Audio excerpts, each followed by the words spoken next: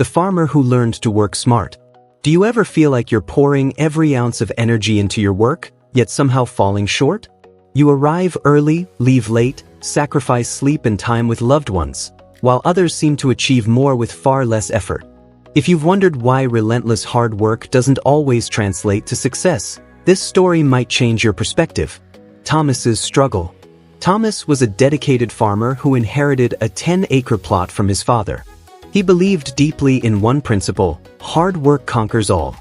Every morning at 4 a.m., he was in his fields, planting seeds by hand, hauling water in buckets, pulling weeds manually. He rejected modern equipment, insisting on doing things the traditional way. His days stretched from dawn until well past dusk. His hands were rough and scarred, his back constantly ached, but he wore his exhaustion as proof of his commitment. His wife Sarah worried about his health, but Thomas dismissed her concerns. "Success requires sacrifice," he'd say. "I just need to push harder." Despite working twice the hours of neighboring farmers, Thomas's yields were barely enough to scrape by. Each season brought more debt, more struggle, more disappointment. Richard's different approach. Meanwhile, his neighbor Richard worked just 6 hours daily, from 8 a.m. to 2 p.m. He used irrigation systems, hired seasonal help, and spent his evenings with family. Yet Richard's farm consistently produced double what Thomas's did. This reality tormented Thomas.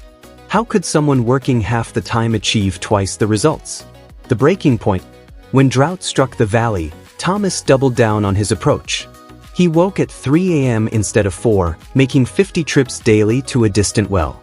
On the 15th day, his body gave out. He collapsed in his fields, buckets spilling into the dust. The doctor's diagnosis was stark. Thomas was on the verge of a heart attack. If he continued this way, he wouldn't survive to see the next harvest. Lying in bed with 4 fluids dripping, Thomas faced a devastating realization. Perhaps his entire belief system was wrong. A humbling lesson. 3 days later, Thomas swallowed his pride and visited Richard. Sitting on Richard's porch, overlooking thriving crops, he asked the question that had been eating at him: how? Richard led him to his tool shed and picked up 2 axes, one dull, one sharp. He shared a parable. Imagine 2 woodcutters competing. The first swings his dull axe for 12 hours straight, never stopping. The second works 10 hours but pauses every hour to sharpen his blade. The first cutter mocks him for wasting time. But by day's end, the second has cut down twice as many trees. Richard looked at Thomas directly. "You've been swinging a dull axe for years, wondering why your hands bleed but the tree won't fall." 3 principles that changed everything.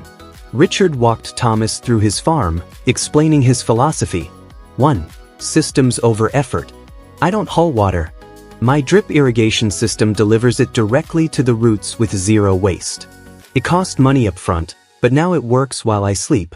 You spend 6 hours carrying buckets. My system does the job in 10 minutes. 2. Focus over hustle. I grow only 2 crops that thrive in our soil. You spread yourself across 5. I've mastered 2 things. You're struggling with 5. I produce excellence. You produce mediocrity. 3. Rest is strategic. My mind is fresh because I sleep 8 hours and take breaks. I make better decisions, spot problems early, innovate. You're so exhausted you can't think straight. You make costly mistakes." Richard's final words hit home. You're not failing because you don't work hard enough. You're failing because you only know how to work hard. There's a difference between motion and progress, between being busy and being effective. The transformation. Thomas returned home with hope for the first time in years. Instead of rushing to his fields, he sat with Sarah and a notebook, ready to think differently. He made radical changes. Sold and used equipment to buy a basic irrigation system. Reduced from 5 crops to the 2 most profitable ones. Hired part-time help during peak seasons. Invested time in planning rather than just reacting. The most profound shift wasn't in his farm, it was in his life. He had energy for dinner conversations, time to play with his children, mornings for exercise that made him stronger and sharper. 6 months later, his harvest was 40% higher than his previous best, not from working more, but from working strategically. He went from 15-hour days to 7, yet those 7 hours produced better results than his 15 ever had. The real lesson. This story transcends farming. It speaks to anyone who equates suffering with success, who believes exhaustion proves effort.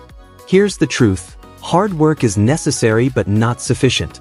The most successful people don't work the most hours, they work the smartest hours. Remember 3 things. First, before working harder, ask if there's a smarter system. Don't carry water in buckets when you could build a pipeline. Don't manually perform tasks that technology can automate. Don't brute force problems that strategy can solve.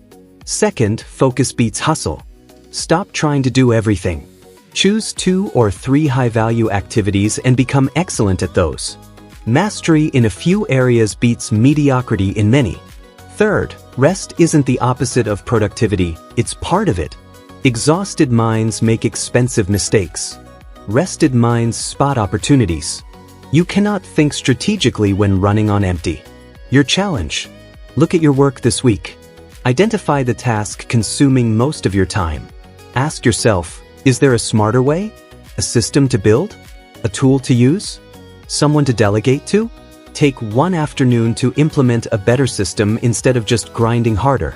You're not a machine designed to run until breakdown. You're a human with a